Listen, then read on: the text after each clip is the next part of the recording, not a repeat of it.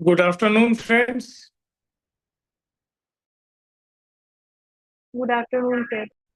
Good afternoon, sir. Good afternoon, sir. Today we will be discussing something about a topic which we usually feel, all of us feel, is very short.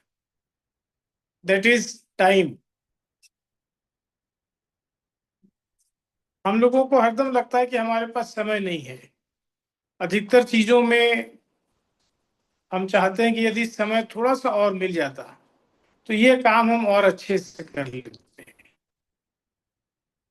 परंतु समय के साथ एक प्रतिबंध है कि प्रत्येक व्यक्ति के पास 24 घंटे का ही समय है, चाहे वो छोटा हो, बड़ा हो, अमीर हो, गरीब हो।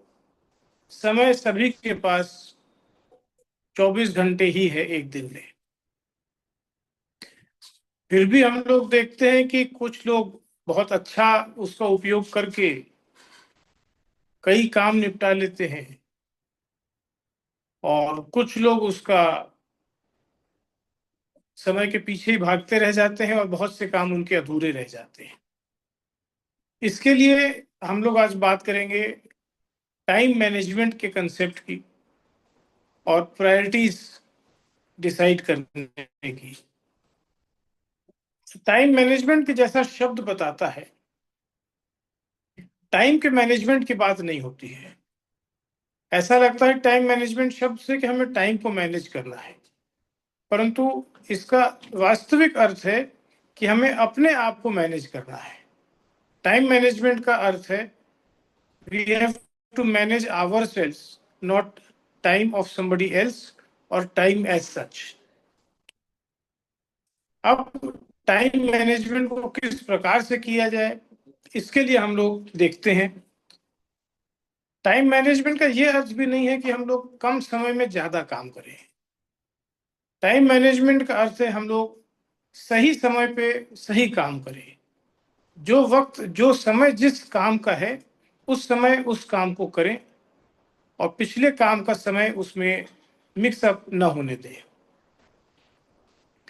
ये हमारी अपनी चॉइस होगी, कॉन्शियस चॉइस है, जिससे कि हम जो जीवन में अचीव करना चाहते हैं, जो गोल्स हैं हमारे, जिनको हम अचीव करना चाहते हैं, जो सिद्धांत है हमारे जिनके ऊपर हम चलना चाहते हैं, उन सिद्धांतों के ऊपर चलते हुए अपने गोल्स को अचीव करने के लिए जो काम हमें करने चाहिए, वो नियत समय पे हम नियत यदि काम कर लेते हैं तो इससे बेहतर टाइम मैनेजमेंट कुछ नहीं हो सकता है। टाइम मैनेजमेंट से पहले हमें अपने गोल्स और प्रायोरिटीज डिसाइड करनी पड़ेगी। प्रायोरिटीज मतलब प्राथमिकताएं। हमें अपनी प्राथमिकताएं डिसाइड करनी पड़ेंगी कि हमारी प्राथमिकताएं क्या है। Priority management is more important than time management. यदि हम सही समय पर सही काम करेंगे या किसी समय पर गलत काम करेंगे तो हमें वो रिजल्ट नहीं मिलेगा जो हमें आउटपुट आना चाहिए। इसलिए आवश्यक ये है कि हम लोग ये डिसाइड करें कि हम लोग की प्रायोरिटीज क्या है। अब अगला प्रश्न उठता है कि टाइम मैनेजमेंट की बात करने के समय हमने कहा कि पहले प्रायोरिटीज डिसाइड करनी है। अब प्रायोरिटीज कैसे डिसाइड की जाए? तो प्रायोरिटीज डिसाइड करने से भी पहले हमें अपने गोल्स डिसाइड करने पड़ेंगे। आप देखिए, हम लोग ने बात चालू की टाइम मैनेजमेंट से, उसको अधूरा छोड़ दिया। अगले पॉइंट पे हम आए प्रायोरिटीज मैनेजमेंट पे, उसको भी अधूरा छोड़ दे रहे हैं। उससे पहले की बात कर रहे हैं कि हमारे गोल्स क्या है। तो हमें सबसे पहले अपने गोल्स डिसाइड करने पड़ेंगे कि हमारे long term goals, medium term goals, short term goals क्या हैं, हमारी वैल्यूज क्या है, हमारे सिद्धांत क्या हैं, हम जीवन में क्या अचीव करना चाहते हैं, किस ओर बढ़ना चाहते हैं।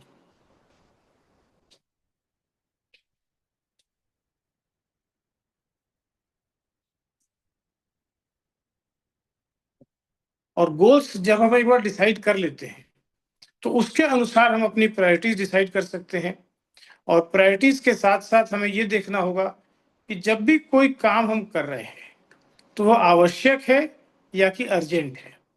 यदि कोई काम अर्जेंट हो जाता है, फोन की घंटी बज रही है, मान लीजिए आप कोई आवश्यक कार्य कर रहे हैं, आपने आवश्यक कार्य रोका, फोन की घंटी उठाई, उसमें कोई सेल्स कॉल थी, टेलीकॉल थी, जिसका आपके जीवन से कोई बहुत अर्थ नहीं है, परंतु उसने आपका माइंड डिस्टर्ब कर दिया और जो आप आवश्यक कार्य कर रहे थे वो डिस्टर्ब हो गया। हो सकता है उसके बाद आप फोन में ही रील्स देखने लगे और जो आवश्यक कार्य कर रहे थे वो गायब ही हो गया एक प्रकार से। नहीं भी गायब हुआ तो बहुत डिले हो गया। तो इस प्रकार से हमें डिसाइड करना पड़ेगा कि हमारे गोल्स क्या हैं। उन गोल्स के अनुसार फिर हमें वापस आना पड़ेगा प्रायोरिटीज डिसाइड करने पे। प्रायोरिटी उसके अनुसार डिसाइड हो पाएगी। प्रायोरिटीज डिसाइड करने के बाद तभी हम लोग टाइम का मैनेजमेंट कर पाएंगे। अब इसमें इसको मैनेज किस प्रकार से करना है। गोल्स हमने डिसाइड कर लिया, उसके बाद हमें देखना होगा कि हमारी प्रतिदिन की दिनचर्या क्या है। हमें प्लानिंग करनी पड़ेगी अपनी प्रतिदिन की दिनचर्या की। और हमारी प्रतिदिन की दिनचर्या में इस प्रकार से प्लानिंग होनी चाहिए कि वो हमारे गोल्स के साथ साथ तालमेल में चले, न कि अन्यथा।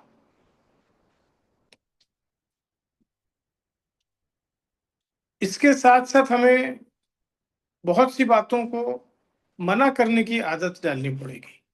हमारे को स्वभाव बनाना पड़ेगा अपना कि जो काम हमें नहीं करना है, जो हमारे गोल्स के साथ नहीं है, यदि वो अव्यवहारिक नहीं हो जाता है तो हमें बहुत सी बातों को मना करना पड़ेगा, जिससे कि जो हम जीवन में चाहते हैं, जो लक्ष्य हमारा है, उसको अचीव करने के लिए हम कटिबद्ध रहें। और उसको अचीव करते समय हम बहुत सी चीजों को ना कहेंगे।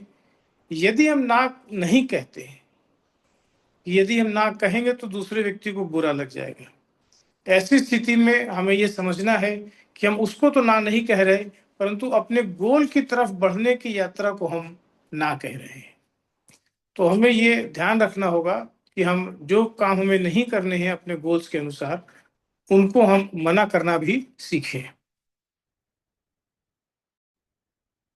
इसके अतिरिक्त एक तीसरी बात हमें ध्यान रखनी पड़ेगी कि काम को टालने की आदत को बंद करना पड़ेगा। यदि हम काम को टालते कि अच्छा आज नहीं कल कर लेंगे, अच्छा कल नहीं परसों कर लेंगे,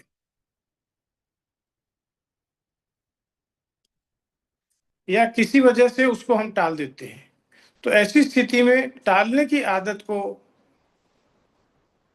बंद करना पड़ेगा। जो काम करना है उसको उसका समय के उसके निर्धारित समय के अनुसार उस काम को तभी कर लेना बेहतर होता है। टालने से कभी भी वो समय नहीं आता जबकि हम उस काम को कर पाएंगे। फिर बहुत सी बातें हमारा ध्यान आकर्षण कर लेती हैं। किसी दोस्त का फोन आ गया, अरे चलो घूमने चलते हैं, अरे चलो ऐसा करते हैं वैसा करते हैं। यदि हमारे प्लानिंग में है तो ठीक है, अन्यथा उसको स्पष्ट मना कर दे, या स्पष्ट नहीं भी मना कर सकते व्यवहारिकता के बातों को ध्यान में रखते हुए, तो इस प्रकार से डिप्लोमेटिकली उसको मैनेज कर ले कि आपके घूमने का समय भी मीट आउट हो जाए और आपका उस समय का काम जो आप काम हाथ का कर रहे हैं वो काम भी डिस्टर्ब ना होने पाए। अब इतनी चीजों के साथ साथ हम लोगों ने देखा कि हमें अपना गोल निर्धारित करना है, डेली की प्लानिंग करनी है, बेवजह कामों को ना भी करना है, करने वाले कामों को टालना नहीं है। कोई डिस्ट्रैक्शन आ जाता है, कोई ध्यानाकर्षण आ जाता है, उसको भी अवॉइड करना है। इन सब चीजों का हमें एक साथ एक बैलेंस भी बनाना होगा और बैलेंस बना के इन सभी चीजों को अपने जीवन को हमें सुचारू रूप से चलाने का प्रयास जब करेंगे, तब हमें लगातार अचीवमेंट और गोल्स हमारे मीट आउट होते रहेंगे। और जितनी तेजी से ये गोल्स मीट आउट होने का सिलसिला चलेगा, एक बार यदि हम इसका आधार ठीक कर लेते हैं। अब एक नई बात आ गई आधार की। हम लोगों ने पहले देखा टाइम मैनेजमेंट कैसे करना है। टाइम मैनेजमेंट के लिए प्रायोरिटीज मैनेजमेंट करना है। प्रायोरिटीज मैनेजमेंट के लिए हमें 5 बातें देखी। गोल सेटिंग करनी है, डेली रूटीन को प्लान करना है, नो कहने की हैबिट डेवलप करनी है, प्रोक्रेस्टिनेशन नहीं करना है, यानी काम को नहीं टालना है, और डिस्ट्रैक्शंस को भी मिनिमाइज कर देना है या अवॉइड कर देना है। अब इन 5 बातों को करने के लिए हमें कुछ आधारभूत आदतें, आधारभूत स्वभाव अपना बनाना पड़ेगा, जिसमें प्रमुख बात आती है डिसिप्लिन की। हमें अपने जीवन को डिसिप्लिन यानी कि अनुशासन, और दूसरा उसके साथ आता है कंसिस्टेंसी। अनुशासित भी रखना है जीवन को और कंसिस्टेंट भी रखना है। कंसिस्टेंट को कहते हैं सतत, डिसिप्लिन को सतत प्रकार से, अनुशासित जीवन सतत प्रकार से जब हम प्रतिदिन जिएंगे, तब हमारा ये आधार बनेगा for time management, priorities deciding, goal setting, planning your day, saying no, avoiding procrastination and avoiding distractions. तो डिसिप्लिन और कंसिस्टेंसी से हमें बहुत सी चीजें मिलेंगी। डिसिप्लिन और कंसिस्टेंसी के लिए सबसे मूल और आवश्यक जो 3 हैबिट्स हम लोग बना सकते हैं, वो है समय पर उठना। एक ही समय पर, प्रातः समय पर जब हम उठते हैं तो एक ही समय पर उठने का प्रयास करें। एक रूटीन हम लोग उसके बाद बनाएं, और जिस प्रकार से टास्क को, काम को प्लान किया है, उसके अनुसार हम लोग काम को करते चलें। यदि ये 3 आदतें हम लोग लगातार बना के चलते हैं, ऐसी स्थिति में हम लोगों को अचीवमेंट की चांसेस बहुत हाई हो जाती हैं। परंतु फिर भी आप देखिएगा कि इतनी मेहनत और इतनी सतर्कता बरतने के बावजूद कई बार आपको वो रिजल्ट नहीं मिलेंगे जो आपने सोचा था। उससे कोई फर्क नहीं पड़ता है, ये तो होता ही होता है। यदि 50% या 40% रिजल्ट भी आ जाता है, तो भी आप ये मानिए कि आपको बहुत रिजल्ट मिल रहा है। सतत प्रयास करते रहिए, प्रयासों को रिव्यू भी करना है, पीछे मुड़कर देखना भी है कि हमारे प्रयासों में या हमारे प्रबंधन में, टाइम मैनेजमेंट में या प्रायोरिटी सेटिंग में, गोल सेटिंग में कोई यदि ऐसी बातें हैं जो संगत नहीं है, तो उनमें कुछ चेंजेस करने की आवश्यकता है, वो भी कर सकते हैं। और इस प्रकार से हम लोग अगले दिन की प्लानिंग करें कि जो कुछ पीछे यदि कुछ गलती हुई है या हमें अमेंडमेंट करने की जरूरत लग रही है, उसको अमेंडमेंट करें, आगे के समय को बेहतर प्लान करें। और इस प्रकार से जब डिसिप्लिन और कंसिस्टेंसी के साथ करेंगे तो हमारे रिजल्ट बेहतर आएंगे। पूरी बात को एक बार समराइज करने के लिए हम लोग देख लेते हैं कि हमें टाइम मैनेजमेंट करना है, प्रायोरिटी मैनेजमेंट करना है, गोल सेटिंग करनी है, डेली रूटीन फॉलो अप करना है, प्रोक्रेस्टिनेशन नहीं करना है, हैबिट ऑफ सेइंग नो हमें आनी चाहिए, डिसिप्लिन और कंसिस्टेंसी हमें लगातार बनानी होगी। इस प्रकार से हम लोग स्ट्रेस को रिड्यूस कर पाएंगे, प्रोडक्टिविटी इंप्रूव कर पाएंगे, और more meaningful and satisfying life हम लोग जी पाएंगे। ध्यान रहे हम लोगों को सदा कि समय एक ऐसी वस्तु है जो एक बार निकल गया जब हमारे हाथ से, तो दोबारा हमारे हाथ में फिर वापस वो कभी नहीं आता है।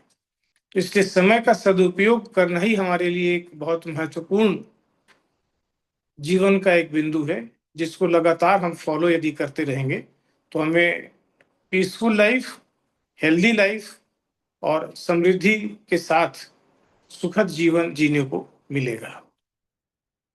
बहुत धन्यवाद।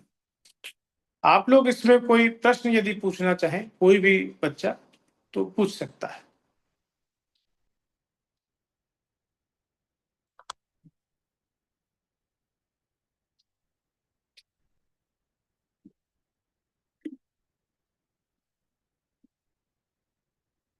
कोई प्रश्न कोई बच्चा पूछना चाहेगा?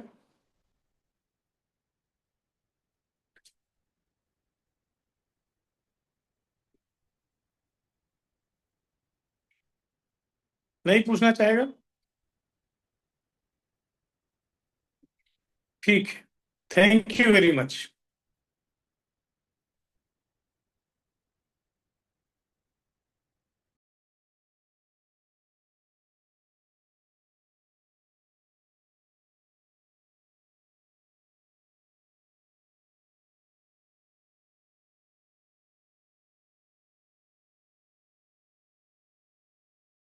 हम्म।